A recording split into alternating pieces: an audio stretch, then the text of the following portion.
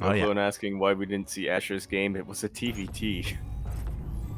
That's the answer to that. Very honest, but true. Very blunt, Hey! Anyway, we're gonna be continuing this series as we jump in mid-series here on Cosmic Sapphire. We're in the bottom right-hand corner of the map, spawning all the way in the bottom right-hand corner. We have our red Zerg player coming out from the land of Brisbane. He's, of course, going to be representing our very own team, the CranKy Ducklings. He is gonna make his opponents go, uh-oh, Oreo. And spawning in the top left-hand corner of Cosmic Sapphire, we have the Duck of the Stars himself, also representing the CranKy Ducklings, as we have a team kill, exclamation mark, Funada, the admins, the Australian Protoss, it is StarDuck.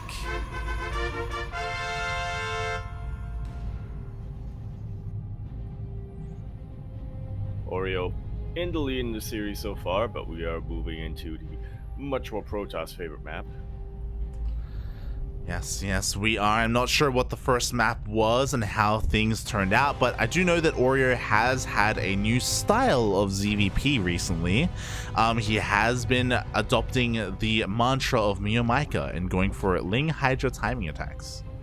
You love to hear that. Any Zerg player who adopts the Mio mantra is a Zerg player that's gonna have a lot more success. But also I worry about their mental state. Oh yeah, they've seen the light, but the light can blind them sometimes, you know? It's so it's really cool to hear. It's a shame that we missed out on the first game, but what I will say though is that StarDuck is a lot more comfortable in this matchup, and if anyone has experience against Miyomaika, it's the ANZ Protoss players. It's StarDuck specifically. He has played so often against Mio, so he's fully aware about what he's up against. Yeah, I wouldn't be surprised if this does go all the way to the ace match. Yeah, that's what we're hoping for here, you know. If we have to have a Duckling team kill, then we might as well make it. Then we might as well go to full 9 yards of it. Yeah, go the distance, Pappy, go the distance. Meanwhile, so far, we just see StarDuck going for a Stargate opener. Pretty standard, all things considered. StarDuck has been playing a lot with the hero style, or going for his own variant of the hero style, going for Blink Stalker timing attacks. So I imagine that's what we're going to be seeing here on Cosmic Sapphire. Yeah, already with that Stargate. It wouldn't be a terrible idea to throw in a bit more of a what is colloquially called the ladder hero style. You know, 2 oracles, 1 Twilight Council, and then whatever the hell you want from there. Yeah. I do know that StarDuck does like a Stargate play. He does. And here we go. We do see the first Oracle coming out here for StarDuck. The Adept doing whatever it can to be a little bit annoying. Does take out a drone, does take out a creep tumor as well. Nice micro so far, keeping this Adept alive. Just again testing the waters here for Oreo, and I'm curious as to how Oreo is going to approach this, because the more standard way to react against Stargate into Twilight Council would be for a faster Evo Chamber for +1 melee, but again, that's like the standard way. That's not necessarily the Miyomaika way. Yeah. In fact, I think the Miyomaika way is the antithesis of the standard way. I almost said the Antichrist. The anti-standard, if you will. It's accurate. Yeah, a little bit. Aye.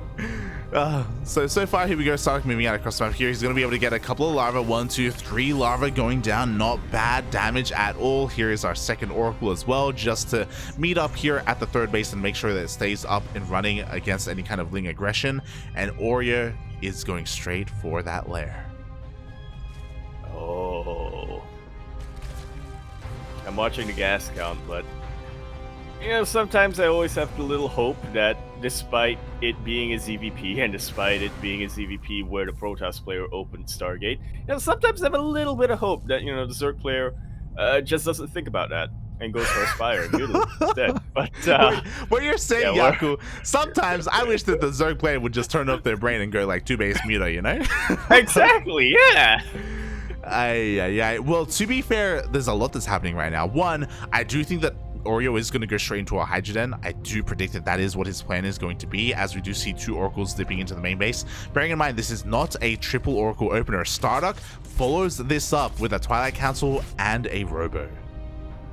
Yeah, not to mention he is not going for Blink this game. He's instead going straight for Charge, and that is exactly what you want against Hydralisk. Oh, exactly. This is almost like a blind counter, I want to say. There is that Hydra Den hidden at the 3rd base. So Oreo is going to be going Ling Hydra. There's a reason why he only has 2 gases. This is, well, he's going for a 3rd gas actually, but this is like very, very meticulous. Oreo is skipping his Evo chambers. He's skipping his upgrades. He wants to go for a decent amount of Hydras and a Ling flood behind it. Yeah, it is just about the bare minimum amount of gas that you need to get muscular augments. Yeah. A handful of Hydras, as you said, to kind of lead the charge and to be able to take out a couple of those Surrogate units as well. But the main thing is you want the Hydralisk to open up a gap for the Lings to flood into. Exactly, and this works really well against even Glaive Adepts. This works well against Blink Stalkers. Against Chargelots, though, I'm not so sure. Meanwhile, we do see the Lings, they flood on in, they get a surround on these Stalkers, they force the Pulsar Beams to be activated from these Oracles. Lings are forced back. A lot of Lings are being lost here in the aggression, and I worry because the Gateway Explosion is now done, and StarDuck is going for those Chargelots. And he is a Twilight Council, a Templar Archives to follow that up with as well, just to really secure his unit composition here. Exactly, and here we go. Oreo is going for his timing. 50 drones is all we need, by the way. He is going all in with this timing attack. Is it going to work against Chargelots? Against Chargelot Archon? I don't think it will, but the Archons aren't out yet. The Templar Archives is not done. It is just Gateway units. And if the Lings are able to provide a bit of a buffer here for the Hydralisk, then, you know, he might be able to take out the Zealots before they really connect to the rest of the army, but there are unfortunately too many Zealots right now for Oreo to deal with. Yeah, and we saw how much he struggled to deal with the first wave of Zealots. Now we have a second wave as well. We are flooding Lings behind this, bear that in mind. And Oreo did do a good job at keeping his Hydras alive. He only lost 2 Hydras, by the way. And it's not just Hydras. Because of the creep spread, we have a very, very dedicated creep highway here so that the reinforcements can show up, the Hydras can show up, and even the Queens can be a part of this. Yeah, there's a lot of energy on these Queens. They may be able to actually provide a little bit of transfuse energy later on. The Archons are starting to be morphed, though. And 3 Archons feels like it's a little bit too much. It feels like Oreo has missed the timing a little bit, but we'll see. There have been multiple times in the past where we thought Mio Micah was done for doing this build, where he needed to transition out. But he didn't, and he won anyway. Yeah, exactly. It looks like Oreo is actually getting ready for maybe even a bit of a surround here. Actually, he bypasses the army. He's going for the natural. The wall is not a wall! And the Lings are slipping in. The Hydras over here, providing a huge distraction, actually, for most of the army. A bunch of Zealots did get warped into the main base, but StarDuck is still losing probe after probe after probe. The Protoss army is now fighting in the middle of the map, and that is not where you want to be right now. Yeah, exactly. 12 probes go down, 0 mining here at the natural base. Eventually, StarDuck is going to be able to clean this up, but Oreo has done a great job at pulling him apart. At the same time, he dives on top of the Archons, and the Zealots aren't here to protect them. The Zealots can't protect them. There's no buffer. The shield battery doesn't have a lot of energy on it either. Yeah, exactly. 2 Archons being kicked off are pretty much free. At the same time, another Ling run by slips on into the main base as well. But StarDuck does bring his entire army here towards the front lines, but the reinforcements are coming in, and there may just be too much Zerg. Yeah, that's exactly what it's looking like. The target firing. Okay, Oreo being a little bit distracted. The Archons will survive, and StarDuck should be able to push this back at least a little bit. Yeah, but StarDuck has to be careful not to overextend. Meanwhile, the Lings finally get cleaned up in the main base. StarDuck gets knocked down to 48 probes, but that is still going to be good enough. He is holding. The longer this game goes on, the better it is for StarDuck. And again, Oreo's style, this timing attack, it works wonders against a more standard player here. But StarDuck metagaming his opponent a little bit, being aware of how Oreo is playing, going blindly into Chargelout Archon like this is exactly what he wants to be doing. And this is something you don't see too often in this style, right? Oreo is droning up. Yeah, he recognizes the econ in the game. He knows that he's forced to drone up right now. This is not what Oreo wants to be doing. Does trade decently well here, finishing off some of those Zealots, but StarDuck is taking a 4th base behind this. Like, StarDuck is looking in pretty good position right now. Yeah, Yeah, if Oreo ever denies or cancels that 4th base, then that's going to be looking pretty good for a Red Zerg player, but StarDuck has done such a good job of keeping that hidden, just taking the 4th base in the heat of the moment, and that's the last thing Oreo really suspects right now. Yeah, exactly. Meanwhile, Oreo has confirmation of the 4th base, but StarDuck is going for a massive counterattack. This could be an overextension. We don't have a War Prism here to reinforce. We have Zealots, but honestly not too many. StarDuck cannot afford to lose these Archons. One Archon already going down. I can see how quickly the Hydra's able to deal with the Archons when all of them are targeting down one of them when the target firing is on point. Yeah, and StarDuck, he just got a little bit out of position, but it looks like he will be able to take this 4th base. He needs to recall immediately from here because Oreo is going for a massive counterattack. He's got plenty of Banelings on him. He's got plenty of Hydras as well. That's the entire army of Oreo here. We're going into a bit of a pseudo-base trade. Yeah, exactly. StarDuck had the option to recall, but he is not going for it. He's going for the kill instead. He wants the natural. He wants the main base. At the same time, every other base of StarDuck is falling as well. And if he doesn't recall soon, then I don't know if he can win the base trade. Yeah, who kills who first is going to be the question. Oreo does have enough minerals to get another base somewhere on the map. Yeah, exactly. Right now, the drones are moving on out. The natural base is going down as well. Oreo is breaking into the main. Do we have any probes on the map? That is going to be the big question here because we do have drones on the map.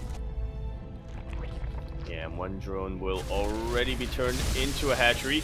A lot of these gateways are depowered, so StarDuck, I mean, he's supply blocked anyway. He's not going to be able to get any reinforcements. The Warp Prism is across the map, but again, he can't really make use of that right now. StarDuck has probes, and Oreo, he's down.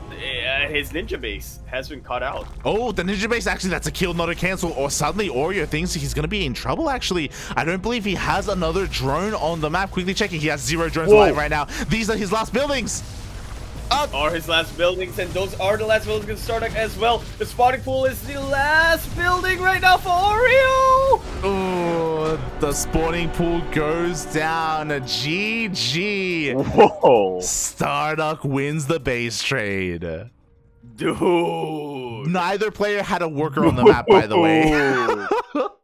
Oh my god. Dude. We are going the distance with this series. I can't believe it. Oh my god. Well, I can't believe it, but I can't believe that it went down to a base trade with literally one spawning pool versus a handful of gateways. Yeah. Oh my god. Oreo, he had a ninja base. He didn't know that he got found though. He didn't have any other drones either. Oh my god. He didn't realize the situation that he was in. GG. Very well played. A little bit of a chaotic game there. A lot of back and forth going on between those Hydras and those Archons, and even the base trade towards the end there. But yeah, in the end, did favor StarDuck. It was the right call for him not to recall and to just go for the throat instead. Yeah, exactly. I mean, it did make plenty of sense for StarDuck. At a certain point, recalling was not going to be an option just because he did have a smaller, inferior army, and if he did get recalled, he would just get surrounded immediately. So, yeah, StarDuck knowing exactly what his win condition was is the reason why we call him a very smart player. Like, he can definitely, figure out exactly how he wants to go about certain things, and how to win games in certain positions. Oh my god, and yeah, this is it. We're going to game 3. Yeah, the ace match. Winner of this one map will go ahead to face C3 in the qualifying round. Yeah, C3 is waiting here for the winner of this series. Who is it gonna be? Oh my god. The one thing that I think for certain though is that I don't think Oreo is going to go for that same 50 drone Ling Hydra timing. Against any other Protoss player, go for it, but against StarDuck specifically, clearly he is ready for that. I think he should. Oh boy. It's the last thing StarDuck will expect. Will he? I don't know. The chat's catching up.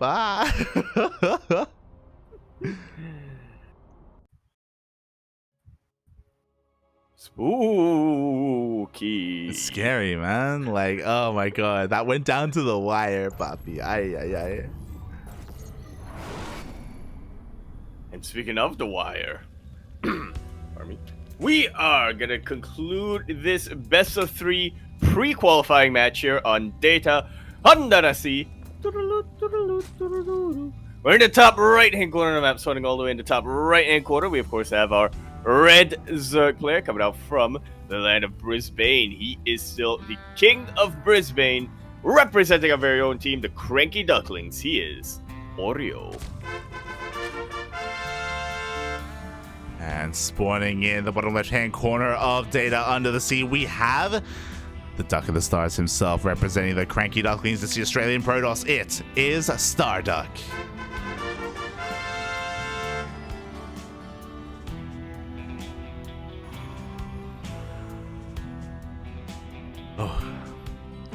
And I'm a little bit scared here because I'll be honest, that build that Oreo went for in game number 2, I guarantee he did it in game 1, because he's been doing it a lot on the ladder. He's been finding a lot of success, but I do really think that is the reason why StarDuck went for almost kind of like a blind counter. Like, he never scattered the Hydra Den. Like, he was working off of very limited scouting information. I guess he did see the faster lair, and that's what he had to work with. But yeah, because of that, StarDuck has been able to adapt, and now, like, what does that mean for the ace match? Well, I was hoping that it would mean that we get a proxy coming out from him. But instead, I think he is just going to play a lot more reactive this time. Like I said, he's probably anticipating Oreo to switch things up now that, that Hydra Link timing has failed for the first time, so...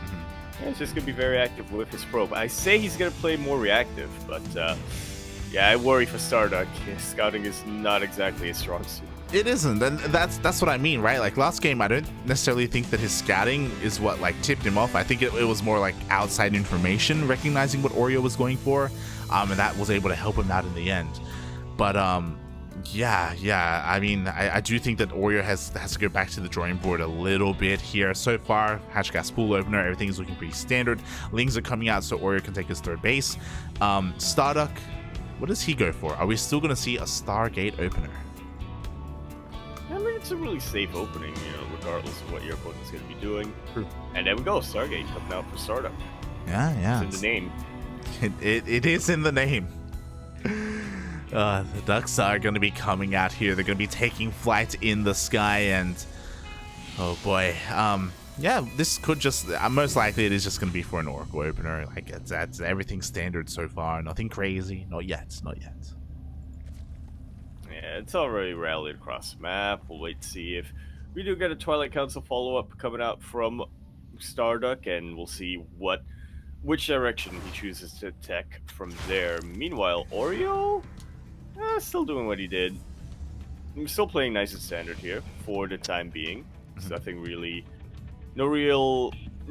indicative of any major tech paths that he's going down. Yeah, nothing major yet, other than the fact that we don't have an Evo chamber, so this could be another faster lair opener. He did just keep one into gas. He pulls back into gas as well, so once he has that 100, he can tech up. At the same time, this Overlord unable to get too much scouting information, unable to slip on in. Now, will this be the game where Oreo turns his brain off? Can you... Yeah. Shaking my head, buddy. Shaking my head. The Overlord does go down. We do have a second Oracle behind this. So again, StarDuck opening up just like he did previously, and there it is, Lair from Oreo. Yeah, only a single gas so far.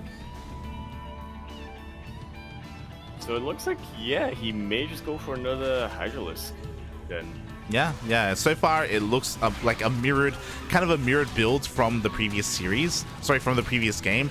And this is why I worry, because StarDuck likewise is going for a Robo. He's going for his Forge. He doesn't have the Twilight Council yet, so he's not going to be going to charge anytime soon. But I do feel like he does want to commit into that kind of composition. Yeah, I wouldn't be opposed to maybe seeing a Robo Bay either. We do know that a major weakness of Hydra timings is Disruptors, but yeah, for now the ball's very much in StarDuck's court. He can do whatever he wants tech-wise. Yeah, I'm curious if he even goes like Colossus first or something. Against Ling Hydra, Colossus honestly would do incredibly well as well. As there we go, Oreo throws down that Hydrogen. He has 3 of his gases fully mining. Just like the previous game, he's going for a Ling Hydra timing attack. Meanwhile, there's a Twilight Council a little bit later for StarDuck. I don't know if that was intentional. Because of that, yeah, it's going to take a while for him to actually get charged. Yeah. If he's even going for charge. But he's not really getting, but he's not getting any other tech, so it's gotta be charge. Right? Yeah, I'd be shocked if he gets Blink, especially because he does go in with his oracles. He scouts. There's the robotics bay as well as a response, but it's a little bit too late because the Lings are here and there isn't much to defend.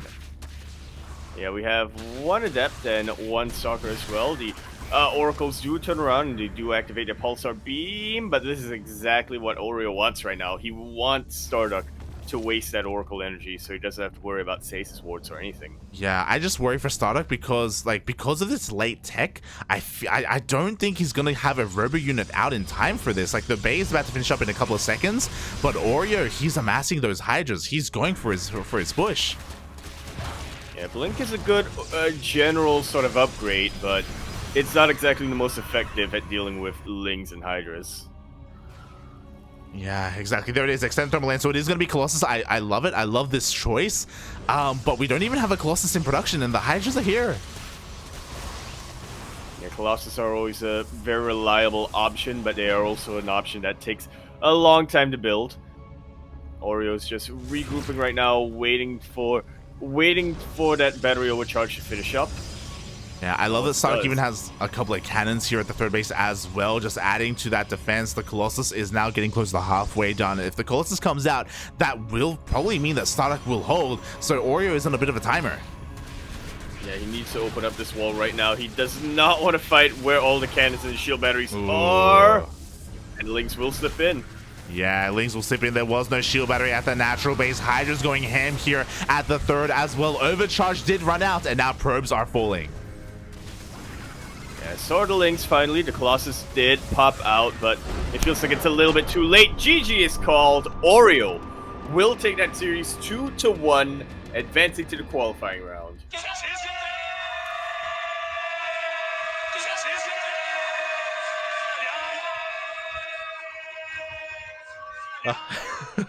I just took the extra one in because it was a Duckling team kill, unfortunately. It was. GG, well played. Congratulations to Oreo. StarDuck, again, when it comes to his tech, it all felt a little bit late, right? Because he went for the Robo and the Forge first. The Twilight Council was delayed, whether he was going for Blink or going for Charge, whichever one. It was late. The Robotics Bay as well. It looked like maybe he was waiting to scout with his Oracles before he made a decision, but because of that delay in making that decision, it did set him behind. Also, it was unfortunate that he didn't have a shield battery ready at the natural. Because of that, as soon as that Stalker fell, Lings flooded in, and that was the beginning of the end. Yeah, I'm 100% with you on that one. It felt like Oreo hit his timing just before it was too late. Yeah. You know, if the Colossus was out just a little bit sooner, I do think that StarDuck would have been able to completely shut down that aggression from whatchamacallit. Wait, what are you? That aggression from Oreo. Yeah, I'm thrown off. Why are you DMing me the score? DMing the admin. So good. I am not the admin, but I appreciate that. But where was I? Yeah, he was able to open up that gap in the natural wall, and he was able to slip all of his Lings in. The minute the Zerg player is able to harass 3 bases at once, that's when time's basically up for the Protoss player.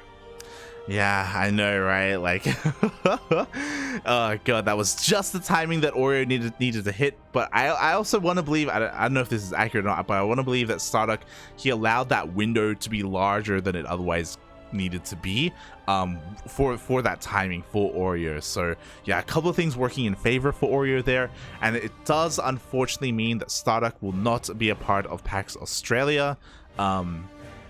feels bad, man. Like the way that this qualifier turned out, like Yeah. yeah. It would have been great to have seen 2 Ducklings at PAX Australia, but Yeah. now there can only be one, maybe, as Oreo moves on to a qualifying match.